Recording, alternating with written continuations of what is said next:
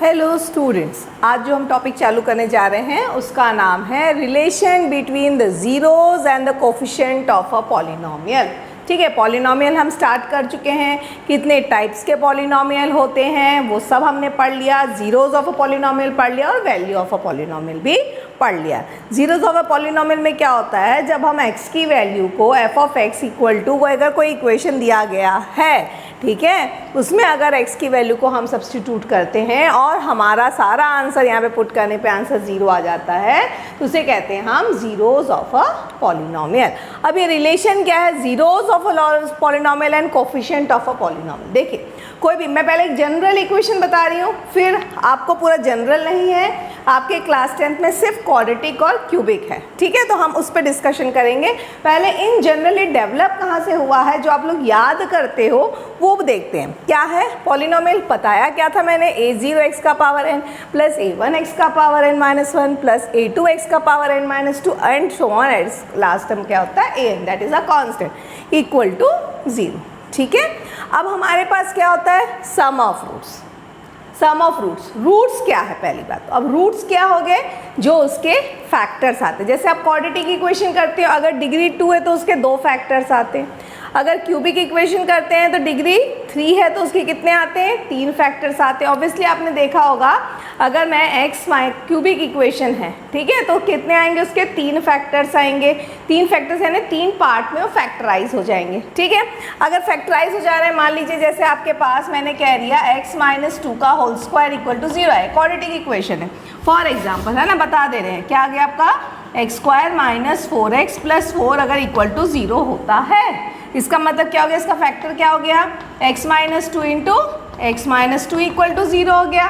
ठीक है, इसका मतलब x की 2 वैल्यू आ गई 2 और 2, यानी ये जो 2 आ रहे हैं इसको हम रूट्स बोलते हैं। ठीक है, मतलब आप क्या याद होगा, आराम से समझो बेटा। ये जो चीज़ टॉपिक आज मैं आप लोगों को समझाने जा रही हूँ, ये लाइफ लॉन्ग इम्पॉर्टेंट टॉपिक है, because this topics are included in your higher exams also. Higher exams मतलब ये सारे competitive exams for any subject, मतलब whether you are opting commerce also, क्या कुछ भी IAS IPS जो भी इसमें मेंटल एबिलिटी और IQ लेवल का क्वेश्चन है, वो ये एक क्वेश्चन जरूर रहते हैं। मैथमेटिक्स अगर है, बैंक है, रेलवे है, तो इस वाला टॉपिक इंक्लूडेड जरूर रहता है। इसलिए अभी से इसको अच्छे से समझ लो ताकि आपको कोई प्रॉब्लम नहीं जाएगी आगे। ठीक है, तो क्या बताया मैंने, जितना हाईएस्ट डिग्री होता है उसके उतने फैक्टर, अगर 2 डिग्री है तो 2 फैक्टर आएंगे, 2 फैक्टर आएंगे यानी जो आंसर आएगा इक्वल टू 0। पॉलिनोमियल है, अगर जीरोज ऑफ अ पॉलिनोमियल तो आंसर उसकी वैल्यू हम सब्स्टिट्यूट करेंगे तो आंसर क्या आएगा,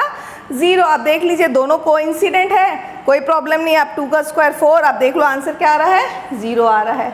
ठीक है, तो अगर ऐसा आता है तो ये आपका क्या आ गया, 2 और 2 आ गए यहाँ पे, तो ये 2 रूट आएंगे। क्यूबिक रहेगा तो 3 रूट आएंगे। ठीक है, तो ये जो आते हैं, जो वेक्टर्स आते हैं, इसको हम क्या कहते हैं, रूट्स कहते हैं। ठीक, अगर हम उस रूट्स को ऐड करते हैं, ठीक है, अगर हम उन रूट्स को ऐड करते हैं, इसलिए मैंने कहा है पहला वर्ड सम ऑफ रूट्स। जितने भी, मान लो 2 स्क्वायर है, क्वाड्रेटिक है तो 2 रूट आएगा, क्यूबिक है 3 रूट आएगा, बाय क्वाड्रेटिक है 4 रूट आएंगे, उसके हायर का हमको पता है। ठीक है, तो उन सारे रूट्स को जब हम ऐड करेंगे तो जो आंसर आएगा विल बी इक्वल टू, ये क्रॉस चेक करने के लिए बहुत ज़रूरी है, will be equal to minus coefficient of x का power n minus 7 upon coefficient of x का पावर n। मतलब कोई भी डिग्री दिया गया हो, यहाँ पे जो हाईएस्ट डिग्री रहेगा और उसके बाद वाली जो डिग्री रहेगी, यानी माइनस a1 अपॉन a0। ठीक है, माइनस a1 अपॉन a0, ये होता है सम ऑफ रूट्स का फॉर्मूला। ठीक है, उसके बाद आएगा, मान लो अब 1 हो गया, अब मान लो 2 रूट है, 3 रूट है, तो 2 का मल्टीपल। ठीक है, 3 रूट है, अल्फ़ा बीटा गामा ले लिया, alpha beta alpha gamma beta gamma. ठीक है, इसे 2 का मल्टीपल करेंगे तब क्या आ जाएगा, इसलिए मैंने लिखा देखो summation alpha beta alpha 1 alpha 2, here in general लिख दिया है, अभी आपको समझाएंगे। क्या आएगा, -1 का स्क्वायर कोफिशिएंट ऑफ x का power n minus 2 upon coefficient of x का पावर n, यानी -1 का पावर 2 a2 बाई a0। देखो वही चीज़ मैंने यहाँ पे बहुत आसानी से समझाया। देखो ax² plus bx plus c equal to 0 है। अगर एक क्वाड्रेटिक इक्वेशन है इक्वल टू 0 आ गया, यानी जीरोज ऑफ अ पॉलिनोमियल है, यहाँ पे जो रूट्स निकलेंगे फैक्टराइज करोगे, वो फैक्टर्स को जब यहाँ पे सब्स्टिट्यूट करोगे, ठीक है, तो जो आंसर आएगा वो उसका 0 आएगा। अभी अपन क्वेश्चंस करेंगे, है ना, ठीक है। तो मान लीजिए दो फैक्टर है इसके, अल्फा और बीटा, सम ऑफ रूट, इस अल्फा और बीटा को जब हम ऐड कर रहे हैं तो हमारा आंसर क्या आ रहा है, देखिए कोफिशिएंट ऑफ x का power n minus 1 upon coefficient of x का पावर n। इसका मतलब क्या हो रहा है, माइनस हाईएस्ट पावर और से कम power minus b by a. Third term क्या बोला, जब वो दो मल्टीप्लाई हो जाते हैं, देखो मल्टीप्लाई हो गए, -1 का स्क्वायर कोफिशिएंट ऑफ x का पावर n-2 अपॉन x का पावर n। ओके, देखो यहाँ पे दो को मल्टीप्लाई किया, -1 का स्क्वायर यानी क्या हुआ भाई, -1 का स्क्वायर, पॉजिटिव ही हो गया इसलिए मैंने लिखा नहीं है, ठीक है। Last c by a, 2 degree कम बोला, 2 1 0, c मतलब x का पावर 0, तो क्या आ गया c बाई ए। क्यूबिक में आके देख लो, ax³ plus bx² plus cx plus d equal to 0। Cube है, 3 रूट आएंगे, हम 3 रूट कौन सा मान लिए, alpha plus beta plus gamma, ठीक है, इक्वल टू क्या आया मेरा वैल्यू बताओ, -b बाई ए। ऑब्वियसली मैंने क्या बताया, एक कम डिग्री अपॉन उसके बाद हाईएस्ट पावर का, तो क्या आ गया -b बाई ए। फिर दो का मल्टीपल, 3 है तो क्या आएगा, alpha beta alpha gamma plus beta gamma, ठीक है, क्या आएगा -1 का square c by a, right, which is equal to c by a, क्योंकि माइनस तो आ गया प्लस हो गया ये वाला। 3 उसके बाद 3 को मल्टीप्लाई करेंगे तो क्या आएगा, और कम, देखो इधर घटते जा रहा है, देखो x-1 x-2 x का पावर n-1 x का पावर n-2 x का पावर n-3, ठीक है। तो आएगा थर्ड बारे में करोगे तो थर्ड आ गया d बाई ए। क्लियर है, तो इस तरीके से हमको इसको समझना है। अभी मैं क्वेश्चंस करा रही हूँ तो आपको ज़्यादा से समझ में आ जाएगा। ये तो अभी सिंपल एक एक्सप्लेनेशन पार्ट था जो मैंने आपको दे दिया है, ठीक है। अब आगे हम इसका कैलकुलेशन पार्ट करते हैं। ओके, कैलकुलेशन पार्ट क्या कहेगा, देखो क्वेश्चन दे रहे हैं हम आपको, क्वेश्चंस के थ्रू आपको ज़्यादा से समझ में आएगा, इसको लिखे रहने देते हैं ताकि आपको कैलकुलेशन में प्रॉब्लम नहीं जाएगी। चलिए एक सिंपल सा क्वेश्चन ले लेते हैं, f of x is equal to 6x square minus x minus 2, एक इक्वेशन लिया है, ठीक है। क्या करना है इसमें, पहले ये देख लीजिए क्या आ रहा है, कंसिडर पॉलिनोमियल। आपको करना क्या है यहाँ पे, by method of splitting method आपको find the zeros of a quadratic polynomial and verify the relation between zeros and its coefficient, ठीक है। उसके जीरोज और उसके कोफिशिएंट को हमको क्या करना है, वेरीफाई करना है, ठीक है भाई, कोई प्रॉब्लम नहीं। सबसे पहले तो हम इसको फैक्टराइज कर देते हैं। ऑब्वियसली अगर जीरोस को सेटिस्फाई करना है यानी f of x should be equal to क्या हो गया, 0, यानी क्या आ गया मेरे पास 6x square minus x minus 2 equal to 0। Factorization तो बताने की मेरे ख्याल से ज़रूरत नहीं होनी चाहिए, ठीक है, क्योंकि फर्स्ट और ये दोनों मल्टीप्लाई हो गए ना, 6 2 12, यहाँ पे है 12 कैसा स्प्लिट होता है 4 इंटू 3, तो क्या आ गया आपके पास बताइए, 6x square minus 4x plus 3x minus 2 equal to 0।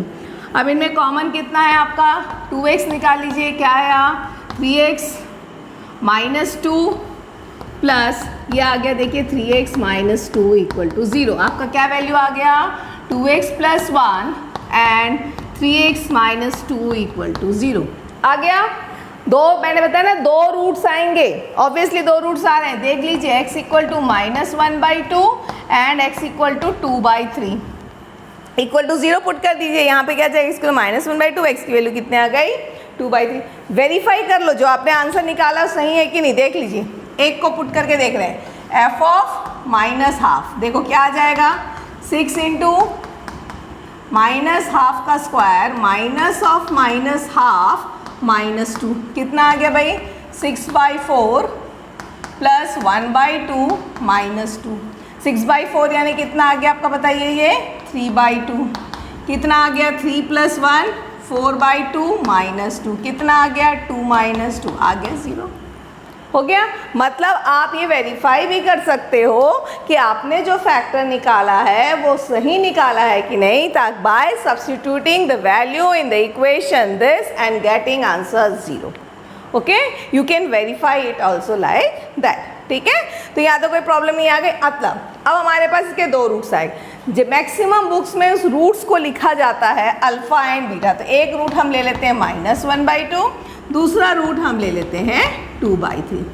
Alpha beta gamma, यही इसका नोटिफिकेशन है मैक्सिमम बुक्स में। इवन इन योर NCERT और any other books which you are referring, many where's this terms are used. Okay, तो ये आ गया -1/2 और ये आ गया। अब हमको किससे कंपेयर करने बोल रहा है? कोफिशिएंट से। ठीक है, अब आप देखो मैंने क्या बताया, सम ऑफ रूट। अगर हम लेते हैं सम ऑफ रूट्स, क्या होता है? Alpha plus beta. चलिए अल्फा प्लस बीटा करिए, क्या आएगा? -1/2 प्लस 2/3। कितना हो गया भाई?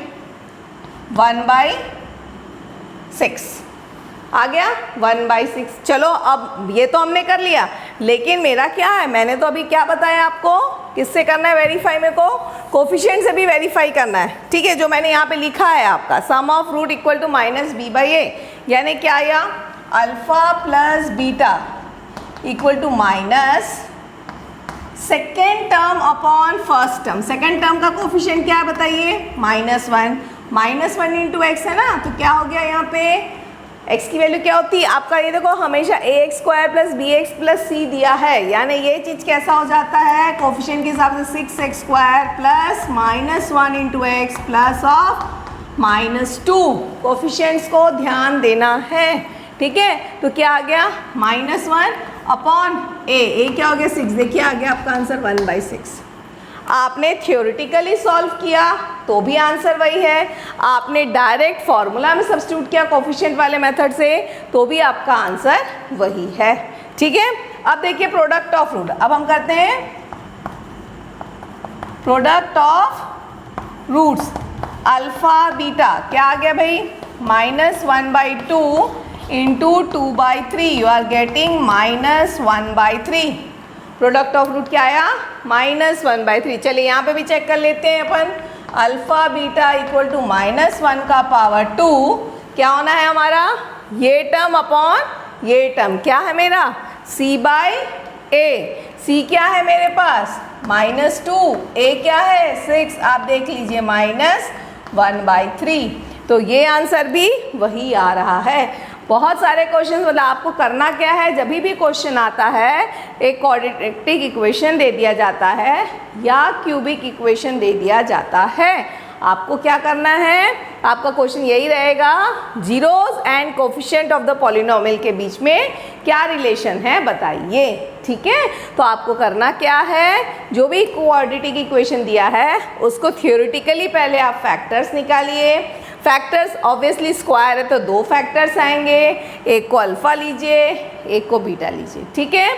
सम ऑफ रूट्स क्या होता है? अल्फा प्लस बीटा, सॉल्व कर लीजिए। प्रोडक्ट ऑफ रूट क्या होता है? अल्फा बीटा, सॉल्व कर लीजिए। ओके, अब यहाँ पे आपका थियोरेटिकली हो गया। अब डायरेक्ट हम फॉर्मूला से करके देखेंगे। अल्फा प्लस बीटा की वैल्यू क्या होती है? Minus in the coefficient of second term upon first term, तो वही काम किया, आंसर आ गया। प्रोडक्ट में क्या आता है? -1 का power 2 coefficient of the constant upon a, तो ये आ गया हमारा। क्लियर है? तो देखिए ये क्वाड्रेटिक का हमने क्वेश्चन कर लिया है। अब अपन क्या करते हैं, एक क्यूबिक का क्वेश्चन उठाते हैं, ठीक है। एक हम क्यूबिक का भी क्वेश्चन उठाते हैं, चेक कर लेते हैं, देखते हैं क्या आता है भाई, ठीक है। एक हम क्यूबिक का भी क्वेश्चन उठा लेते हैं। क्यूबिक का क्वेश्चन उठाते हैं,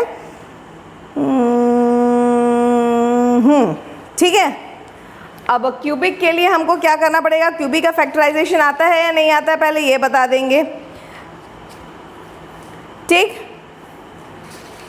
क्यूबिक रहने देते हैं, आज पहले क्वाड्रेटिक ही उठा लेते हैं, एक दिन में ज़्यादा बता देंगे तो कन्फ्यूजन हो जाएगा, ठीक है। तो जैसे कि अगर क्वेश्चन आ गया, एक देखो ये बढ़िया सा क्वेश्चन मिल गया अपन को, f ऑफ x, अब देखो यहाँ पे आ गया f of x equal to 6x² minus 3, 6x² minus 3, verify the relation between zeros and the coefficient. अब यहाँ तो x का टर्म ही नहीं है, ऐसा नहीं कि टर्म नहीं है, इसका मतलब क्या हो गया? 6x² प्लस 0x माइनस 3 है, मतलब x का कोफिशिएंट 0 है, इसीलिए हमने उसको क्या किया है? नहीं लिखा है। क्लियर है? ठीक है, इसलिए आपका ऐसा लिख दिया गया है। ओके, अब आपका क्या आ गया, f of x equal to 0 करो। अरे भाई अब 0 करेंगे तो क्या आ गया भाई, ये 6x² माइनस 3 इक्वल टू 0। अब ये कैसे फैक्टराइज होगा भाई, बहुत आसान है। इसको एक काम कर लो, आप ले लो √6x का होल स्क्वायर माइनस √3 का होल स्क्वायर इक्वल टू 0 ले लो, खत्म करो। ठीक है, क्या आ जाएगा आपका, √6x माइनस √3 और √6x प्लस √3। क्या लगा दिया हमने, कौन सा फॉर्मूला लगा दिया, a² माइनस b²। तो आपका क्या आ गया, a minus B, a plus B आ गई वैल्यू। मतलब मेरे को x की वैल्यू क्या मिल रही है, एक वैल्यू मिल रही है √3/√6, दूसरी वैल्यू मिल रही है माइनस √3/√6। ठीक है, अब ये √3/√6 को थोड़ा सिंप्लीफाई कर सकते हैं क्या, कैसे सिंप्लीफाई करेंगे बताइए। हाँ, क्या कर लें,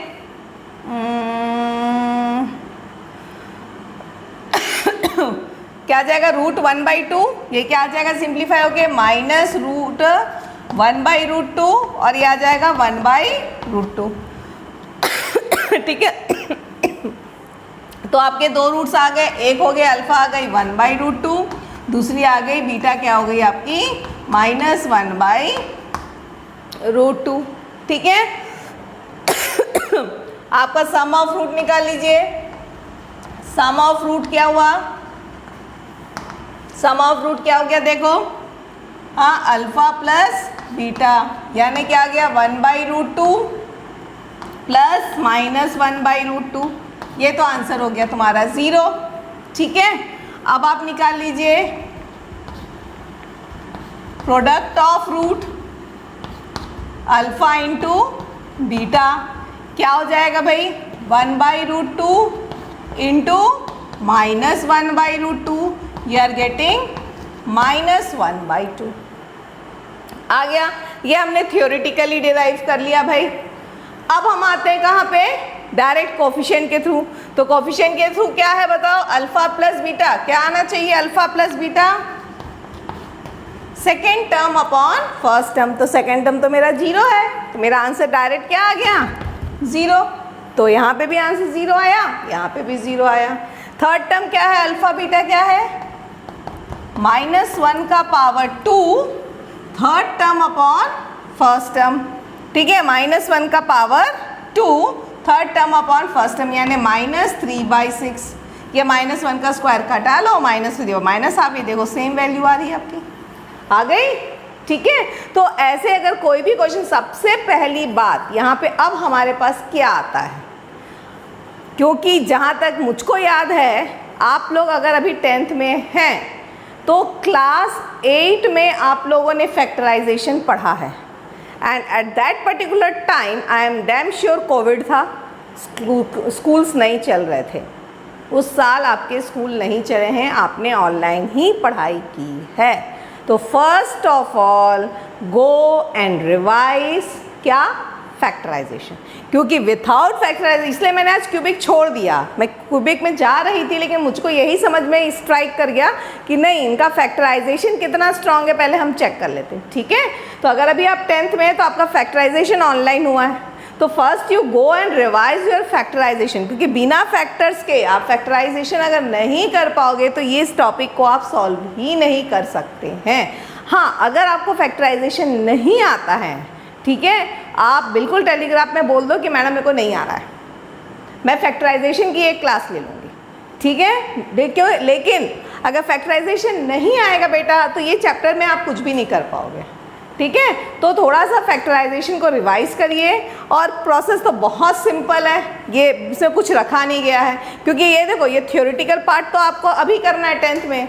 हायर क्लासेस में जब आप कम्पिटिटिव में जाओगे तो ये तो शॉर्टकट ट्रिक है ना, हमको तो डायरेक्ट, हमको फैक्टराइजेशन से कोई मतलब नहीं, लेकिन 10th पास करने के लिए तो फैक्टराइजेशन चाहिए।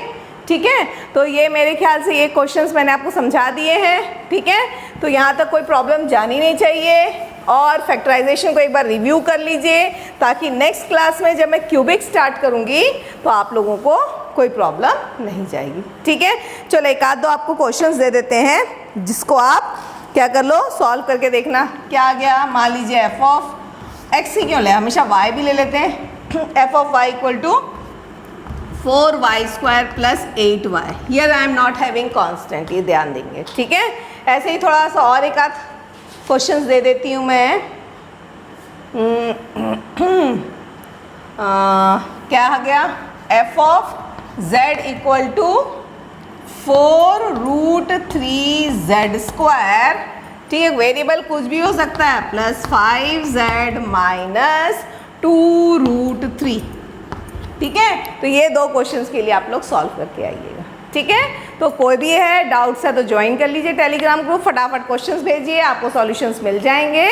और बहुत आराम से कूलली इस टॉपिक को पढ़िए, डाउट है तुरंत पूछिएगा, ठीक है।